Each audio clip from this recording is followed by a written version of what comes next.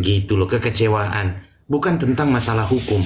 Itu akan nanti akan menjadi eh, masalah besar bagi penyidik untuk menentukan.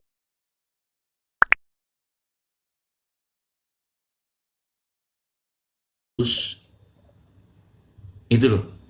Teman-teman harus yakin yang terjadi hari ini menguji keyakinan kita.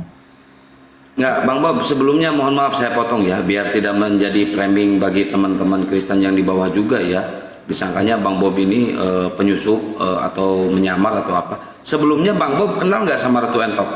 Tidak, sama sekali tidak. Ini Sama sekali nggak kenal. Ratu Entok kenal nggak dengan Bang Bob? Tidak, tidak, baru ini seumur hidup nengok mukanya. Betul. Kalau saya sih udah apa ya, udah bosen lihat mukanya. Ketemu terus. Dan saya tidak. Dan Aman. teman-teman ketahui, saya juga waktu kasusnya Kosman bin Sunet, ya saya banyak menyoroti kasus-kasus yang juga penistaan agama gitu. Tetapi dalam hal ini saya tidak kenal sama sekali sama Ratu Entok. Saya aja kemarin nanya sama teman, itu Ratu Entok yang mana? Kok heboh sampai teman-teman pengacara sampai turun ke Sumatera Utara lalu membuat laporan begitu. Memang kontennya apa ya? Saya lebih kepada apa ya isi konten itu. Begitu. Jangan begini teman-teman ya. Karena ketersinggungan kita, karena ketidaksukaan kita merasa perbuatan Ratu Entok sudah menyinggung iman kita, sudah bersentuhan, melukai perasaan kita, lalu itu sebuah kejahatan yang bisa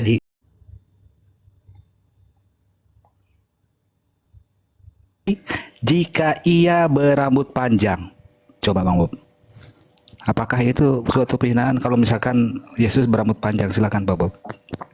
Tadi hilang suaranya loh Bang, diulang coba. Tadi kehilangan suaranya, diulang coba Bang Yans. Diulang, hilang suaranya.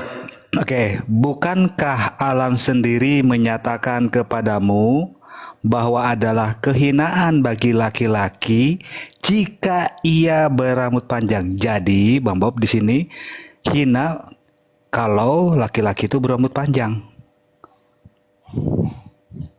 Lanjut. Itu di mute Bang, di-mute Bang, di-mute. itu nanti akan menjadi satu polemik. Makanya saya katakan sama teman-teman, kita harus berani mengakui kalau lukisan itu bukan rupa Yesus. Bukan rupa Yesus itu. Siapa yang mau kita tanya hari ini, rupa Yesus itu apakah itu? Karena apa? Masing-masing kelompok beda. Beda wujudnya, beda rupanya. Ada yang nggak rambut panjang kok. Ada. Betul, Bob. Gitu loh. Itu hanya tentang bagaimana orang meyakini untuk meningkatkan rasa ini dia, emosi dia untuk meyakini Tuhannya. Itu loh. Kalau ditanya, saya berani, saya mau tanya sama pendeta mana. Gitu loh. Pendeta mana yang bisa menentukan rupa Yesus itu adalah foto. Saya akan hadirkan 10 foto Yesus yang diakui Yesus. 10 foto yang diakui adalah itu lukisan Yesus. Saya mau tanya, yang mana di antara satu itu? Nggak akan ketemu teman-teman, nggak akan ketemu. Artinya apa? Di sini kita harus berani jujur.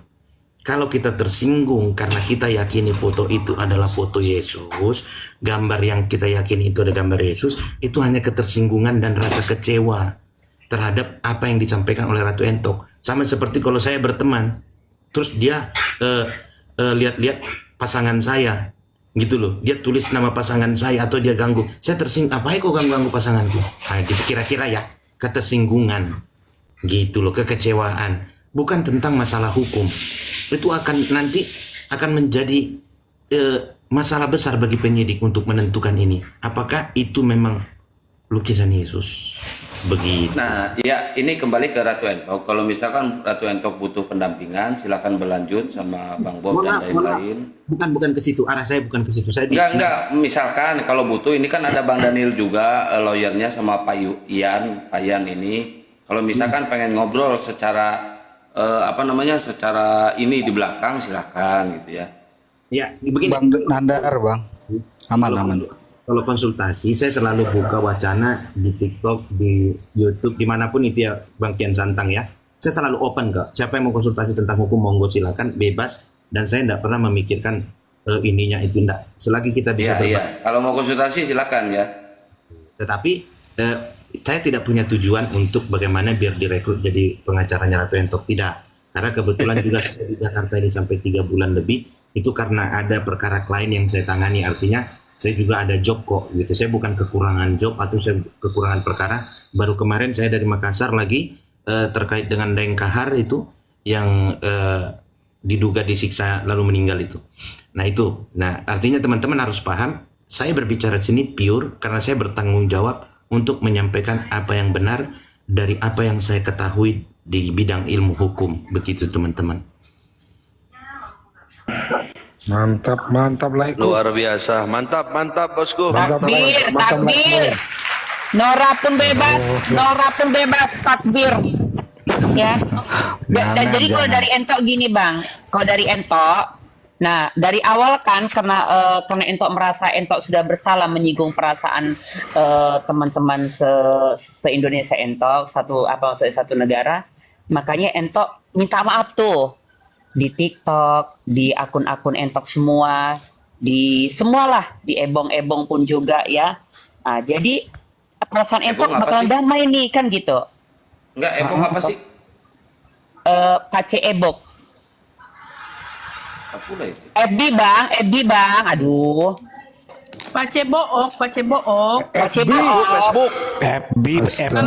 Aduh. Ini kalau TikTok apa riskan dia kalau Iya. Jadi kan bang saya sudah minta maaf bang. Ada yang video, ada yang live, udah Entok sebar semua di mana akun Entok. Padahal nggak semua akun juga kan Entok posting VT yang dipermasalahkan. Tapi Entok berbesar hati. Kenapa sih udah banyak yang bagikan di mana-mana? Entok bagikan. Nah, setelah Entok bagikan, Entok jujur di live, itu banyak yang bilang aku acting, aku masih nggak ikhlas mintanya, masih mengaku tidak bersalah, begini segala macam. Kalau memang minta maaf aja, tapi jangan membela diri juga. Kau tuduh pula kami yang salah menilai segala macam. Nah, Entok sabar itu bang, menanggapi itu semua seolah-olah oke lah kalian yang benar, semua kalian benar, aku yang salah. Nah, Entok diam tuh, matikan kolom komentar karena akhirnya dihujat anakku, keluargaku, Tuhan dan nabiku. Aku matikan kolom komentar. Nah, makin menjadi-jadi bang sampai 3 hari. Akhirnya aku buka nih siapa sebenarnya yang menghujat. Nah, Entok selama ini minta maaf dan akhirnya meredam diam supaya maksudnya sudahlah, damailah kan gitu. Karena aku tahu kalian nanti yang akan kasihan kan begitu kan. Pelapor ini akan kasihan. Nggak akan ada ahli bisa menunjukkan itu kan begitu. Tapi makin menantang seolah-olah penjarakan Entok. Oh, hari ini Entok buktikan dan ini juga nanti akan Entok bawa ke pengadilan.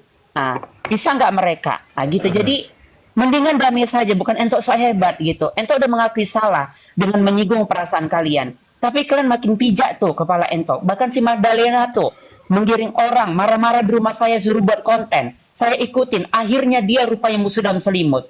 Iblis nggak kayak gitu? Udah, jangan melebar. Biarin aja pembuktian di Polda.